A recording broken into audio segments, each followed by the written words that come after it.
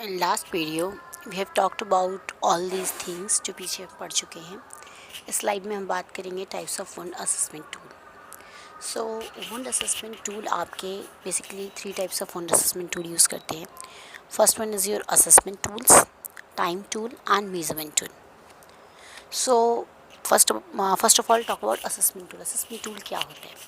Assessment tool में basically assessment is a mnemonic for this tool basically. So A for anatomical location और age of wood means कितने दिन से है और कहाँ पर है. Then size and shape, क्या size है उसकी, क्या shape है उसकी. Then next S is for your sinus tract, tunneling और undermining means कि कोई sinus tract तो नहीं कवर कर रहा है wound आपका, tunneling तो नहीं है उसके अंदर. tunneling मतलब कोई कोई देखा आपने wound के अंदर तक वुंड होता है. मीन्स कि अगर आप कॉटन बॉल्स को अपने उस पर सीजर पे लगा के डाल के देखोगे तो अंदर तक जाता है, वुंड अंदर तक होता है. एंड अंडरलाइनिंग भी सेम वही चीज़ है. E for एक्सीडेट्स. एक्सीडेट मैंने आपको बताया था एक्स्ट्रा फ्लूइड वुंड के साइड में. Then S for sepsis. Sepsis means कि इन्फेक्शन हो जाना और आपको ऑर्डर के साथ उसको चेक करना होगा. Then S for the surrounding skin for inflammatory changes. M for maceration. Maceration आपको चेक करना होगा कि कोई मैसरेशन तो नहीं है, इसकी एजेस जो हैं वो रफ तो नहीं हो गई हैं.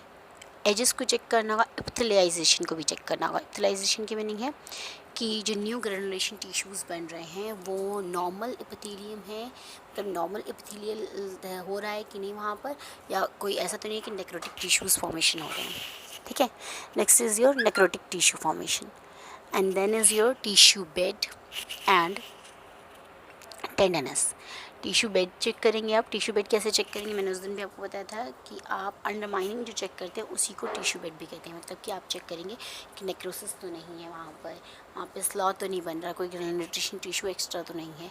And last one is your status check करेंगे changes in condition and improvement, कि कंडीशन में क्या इम्प्रूवमेंट आए हैं या क्या चेंजेस आए हैं. So your next assessment tool is time tool. Time tool में सबसे पहले आप क्या करेंगे? टी फॉर टिश्यू चेक करेंगे, वाइबल है या नॉन वाइबल है. मीन्स कि जहाँ पे वॉन्ड हो रखा है वो आपका वाइबल टिश्यू है या नॉन वाइबल टिश्यू है. देन आई फॉर इन्फेक्शन और इन्फ्लेमेशन चेक करेंगे. एम से मॉइस्चर इम्बैलेंस चेक करेंगे, कोई मैसिकेशन तो नहीं है, डेसिकेशंस तो नहीं है, एजेस ऑफ वुंड क्या. ऑलमोस्ट हमें सब में सब कुछ देखते सेम नहीं देखते. ऐसे ही आपका मेजरमेंट टूल है जिसमें हम एक्सीडेंट चेक करेंगे, फिर अपीयरेंस चेक करेंगे. अपीयरेंस में स्लो नहीं है, स्कार तो नहीं है. सफरिंग्स क्या है? सफरिंग में आप पेन चेक करेंगे, इसका पेन वास स्केल पे. ठीक है. पेन की इंटेंसिटी क्या है, ड्यूरेशन क्या है, कब होता है पेन, क्या होता है ना. अंडरमाइनिंग चेक करेंगे. यहाँ देखो अंडरमाइनिंग कितने अच्छे से क्लियर बता रखी है कि आप शुरू करेंगे उसको लेके कॉटन जो टिप्ड वो रहेगा आपका बड, उसको लेके आप स्टार्ट करेंगे. And then you rotate it like that. ठीक है. और उससे आप अंडरमाइनिंग चेक करेंगे कि जो वुंड है आपका वो कितनी गहराई में है, जो उसके एजेस हैं वो कितने उसमें हैं, अंडरमाइनिंग कितनी है उसकी. मीन्स कि एपिडर्मिस ऊपर आपको लगेगा कि एपिडर्मिस तक वुंड है, लेकिन नीचे क्या एपिडर्मिस तक है या वो मतलब कि डर्मिस तक है अंदर, या मसल्स के पास पहुंच गया या टिश्यू में लगा है, ये आपको चेक करना है. ठीक है. अंडरमाइनिंग में हम 2 चीज़ें देखते हैं, साइनस ट्रैक्ट देखते हैं या वर्सेस टनलिंग देखते हैं. साइनस ट्रैक्ट्स की मीनिंग ये होती है कि कहीं ना कहीं से वो वुंड साइनस ट्रैक्ट्स में तो नहीं इंक्लूड हो रहा है. जैसे मान लीजिए नोज़ में चोट लगी, अब आपके एथमाइड साइनस में वो वुंड जा रहा है, तो क्या होगा? इन्फेक्शन होगा. तो आपके एथमाइड साइनस से ब्रेन में वो इन्फेक्शन चला जाएगा. क्लियर. इसलिए चेक करते हैं. टनलिंग मीनिंग होती है कि आपका जो वुंड है वो अंदर उसमें और भी वुंड तो नहीं हो रहा, ऐसा है कि सरफेस एरिया पे छोटा सा है और अंदर टनल्स उसके बने हुए हैं. तो अंडरमाइनिंग चेक करना बहुत ज़रूरी होती है. Then reevaluation is very important चीज़. एजेस चेक करते हैं हम. And wound debridement. Wound debridement एक प्रोसीजर होता है बेसिकली. तो आप डिब्राइडमेंट से पहले हम ड्रेसिंग पे बात करते हैं. So now talk about surgical और वुंड ड्रेसिंग. सर्जिकल और वुंड ड्रेसिंग क्या होती है आपकी? Basically sterile dressing covering applied to a wound और incision using aseptic technique with और विदाउट मेडिकेशन. मीन्स कि ये एक ऐसी स्टेराइल ड्रेसिंग या कवरिंग होती है जो कि किसी वुंड पे या इंसिजन पे, मतलब जो कट लगाया गया उस पर असेप्टिक तरीके से, मतलब कि उसमें इन्फेक्शन ना हो इस तरीके से विद और विदाउट मेडिकेशन किया जाता है। Clear? That is called wound dressing. अब आते हैं, हम बात करते हैं what is the purpose to have a dressing.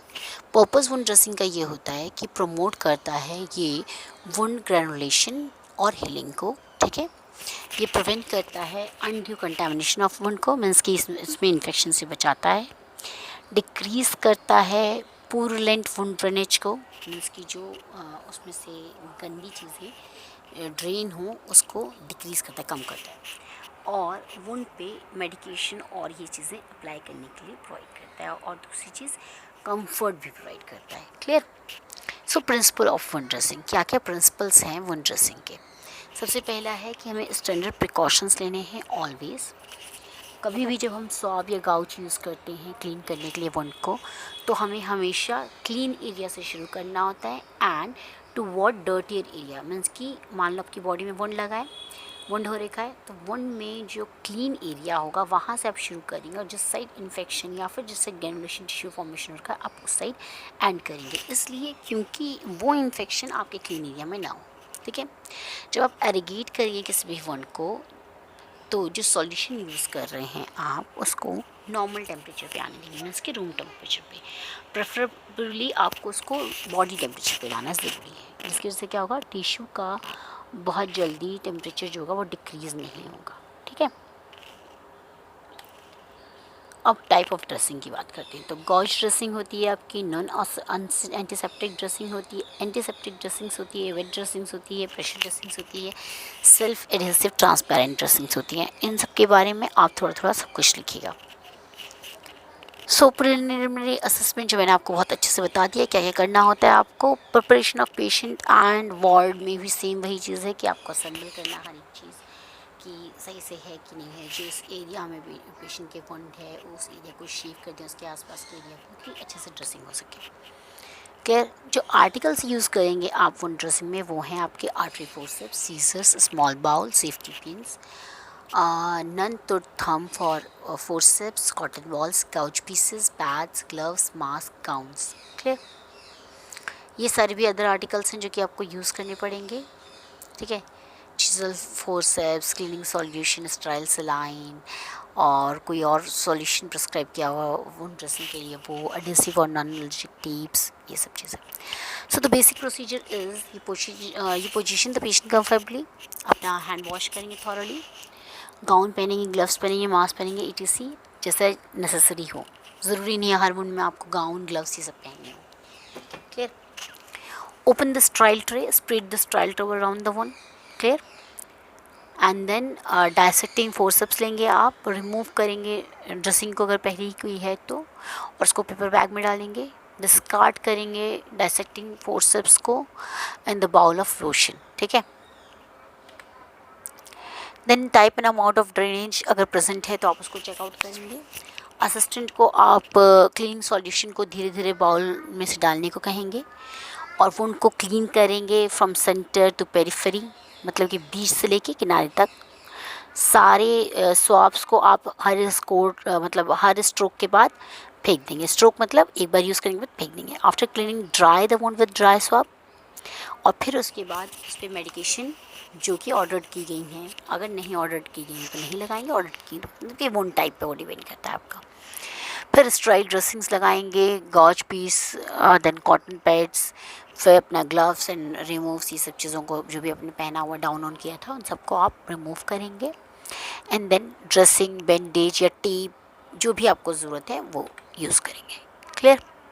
Then after care of patient and articles, मतलब कि आपने पेशेंट को ड्रेसिंग कर दी, अब उसके बाद क्या करना है, पेशेंट को कंफर्टेबल पोजीशन पे रखना है, रिप्लेस करना है सारे इक्विपमेंट्स को, जो आइटम्स डिस्कार्ड करने वाले हैं उनको डिस्पोजेबल आइटम्स को डिस्कार्ड करेंगे, वॉश करेंगे हैंड्स को, एंड डॉक्यूमेंट करेंगे। सबसे इंपॉर्टेंट चीज़ है क्योंकि ये आपको फॉलोअप में हेल्प करेगी। डॉक्यूमेंट करेंगे टाइप ऑफ ड्रेसिंग क्या है, कंडीशन ऑफ वुंड क्या है, टाइप ऑफ एक्सुडेट कैसे हैं, पेशेंट्स का रिस्पॉन्स क्या था, और अगर कोई एबनॉर्मलिटी ऑब्जर्व की है आपने तो उसको भी आप मेंशन आउट करेंगे।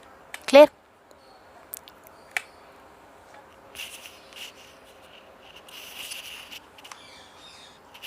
So your next topic is suturing.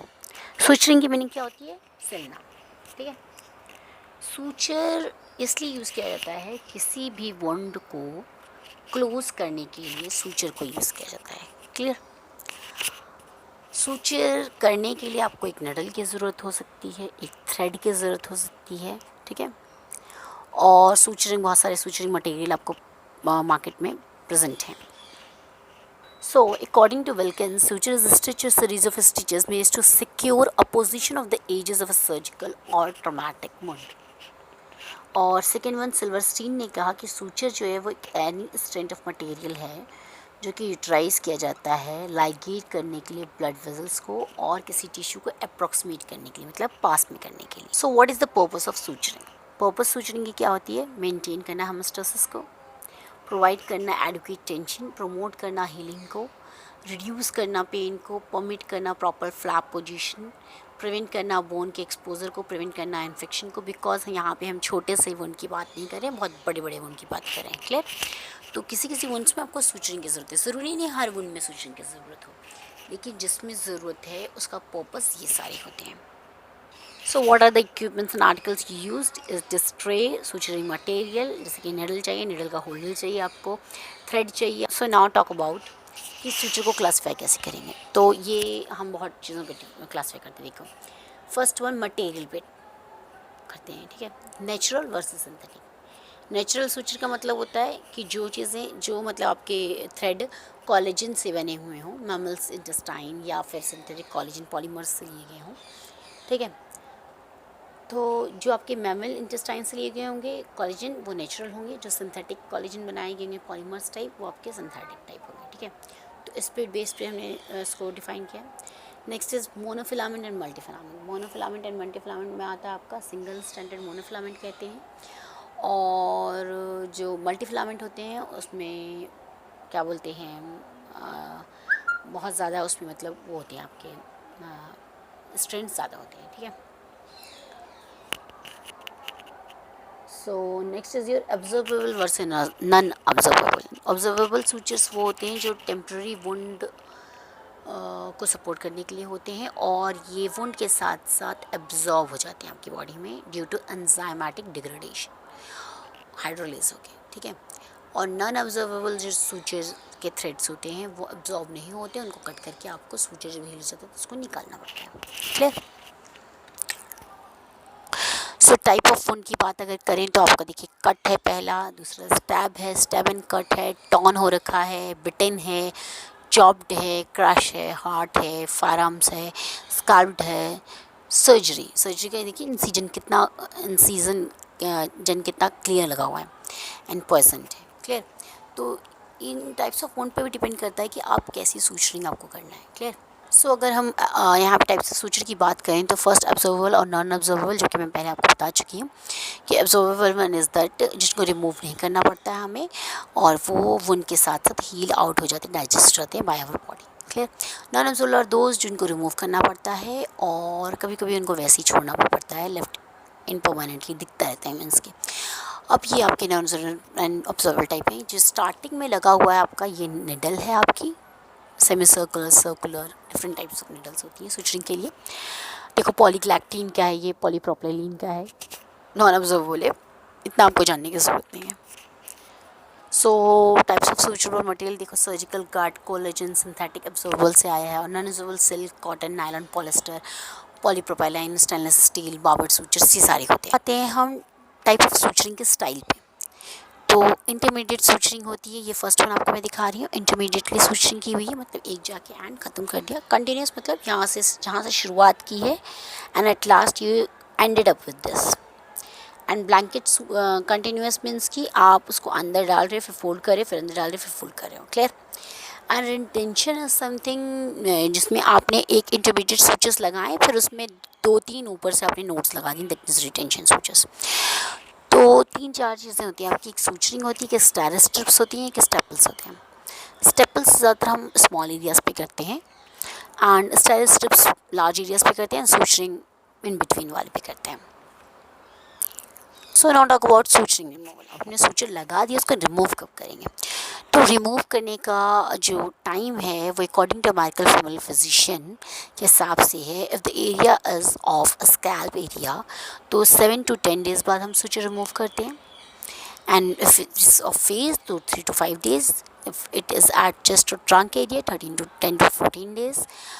Arm पे है तो 7 to 10 डेज़, लेग्स पे है तो 10 to 14 डेज़, हैंड और फीट पे है तो 10 to 14 डेज़, एंड पाम्स और होल्स और या सोल्स पे है तो वहाँ पे 14 to 21 days. It takes your time. So lastly talk about the drains. अब हमने सूचर कर लिया तो ड्रेन कभी कभी लगाना पड़ता है वुंड में जब इन्फेक्शन साथ में रहता है, या फिर ड्रेन आपके बहुत सारी चीज़ों के लिए यूज़ होता है, ज़रूरी नहीं कि सिर्फ इन्फेक्शन के लिए। कभी कभी एक्सीडेंट्स बहुत ज़्यादा होते हैं उसके लिए भी यूज़ होता है। कभी कभी आपको चांसेस होते हैं कि एयर बबल्स फॉर्मेशन हो जाएंगे, उसके लिए हम यूज़ करते हैं। क्लियर? तो these are the appliances that act as a deliberate channels which is use to drain established और potential collections of blood, pus और एयर। ब्लड, पस और एयर, इनके कलेक्शंस को बाहर निकालने के लिए हम ड्रेन्स को यूज़ करते हैं। सो अगर जनरल हम क्लासिफिकेशन करें ड्रेन्स का तो ड्रेन्स कैन बी ओपन और क्लोज्ड और एक्टिव और पैसिव। ठीक है, ओपन क्लोज हो सकते हैं या एक्टिव और पैसिव टाइप हो। First talk about active and passive. Passive is something means कि वो अपने आप एक्ट कर रहा है ड्यू टू कैपिलरी रिएक्शन या ग्रेविटी की एक्शन की वजह से। ठीक है, and active drains are those जो कि एडेड होते हैं एक्टिव सक्शन मशीन से, जिनको या तो बैटरी वाइज चलाई जाता है या लाइट वाइज, जैसे भी उनको मतलब एक्टिवली वो वर्क कर रहे हैं। ठीक है, एक्टिव सक्शन कर रहे हैं। सो एग्जांपल्स जो आपके पैसिव ड्रेन के हैं, corrugated rubber drains, Penrose drains, sump drains. ये सारे ड्रेन्स जो होते हैं वो ज़्यादातर फ्लूइड जो विस्कस इन नेचर होते हैं उनके लिए यूज़ होता है। एंड उधर आपका एक्टिव ड्रेन्स जो होता है वो हेमोवेक सबसे ज़्यादा यूज़ किया जाता है। Hemovac and Jackson Pratt drain सबसे ज़्यादा use. So what are the indications of drain? They are basically indicated for therapeutic purpose, मतलब हम डिज़ीज़ को क्योर करने के लिए यूज़ करते हैं। डायग्नोस्टिक पर्पस, डिज़ीज़ को देखने के लिए यूज़ करते हैं ड्रेन को, मीन्स कि हमने ड्रेन आउट किया उस पस या ब्लड को या फिर उसको, एंड देन हमने उसको चेकआउट किया, उसका कल्चर कराया या उसका कुछ भी कराया। प्रोफाइलैक्टिक, डिज़ीज़ आगे ना हो फर्दर, इसके लिए जैसे एयर बबल्स निकालने के लिए प्रोफाइलैक्टिक होता है। फॉर मॉनिटरिंग पर्पस कि जो वुंड है वो सूख रहा है कि नहीं हो रहा है, that's why we do. And palliative care भी सेम वैसी चीज़ें हुई। थेरेपेटिक में फर्स्ट आपका एग्जांपल है टेंशन न्यूमोथोरैक्स। टेंशन न्यूमोथोरैक्स में देखो यहाँ पे पेशेंट को प्लीरल फ्लूइड को निकालने के लिए जो एक्स्ट्रा प्लीरल फ्लूइड न्यूमोथोरैक्स में बन जाता है आपका, उसको निकालने के लिए यहाँ पे यूज़ हो रहा है। ठीक है, तो ये आपका एक थेरेपेटिक एग्जाम्पल हो गया।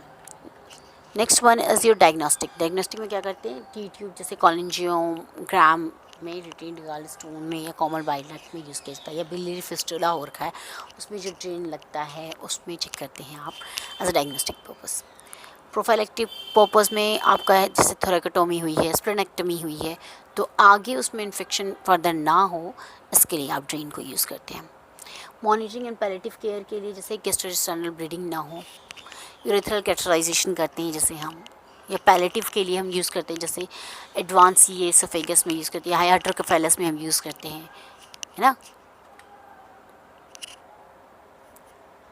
तो बेसिकली सर्जिकल ड्रेन्स का अगर केयर की बात करें तो इंट्राऑपरेटिव केयर करना होता है हमें, securing a surgical drain, and post operative cares करने होते हैं इसके। ठीक है, इंट्राऑपरेटिव केयर क्या करना होता है कि सेफ्टी जाए और उसको डीपीएस सही से लगा दिया जाए जहाँ पे कैविटी या वुंड के एरिया में लगाना है हमें, और ड्रेन को हमेशा हम क्या बोलते हैं इंसिजन से लोअर रखते हैं हमेशा। ठीक है, then securing surgical drain, always safety pins के साथ उसको सिक्योर करना है, ड्रेन क्लिप लगाना है, एडहेसिव्स लगाना है, नायलॉन सूचर्स यूज़ करते हैं उसके साथ में। ठीक है,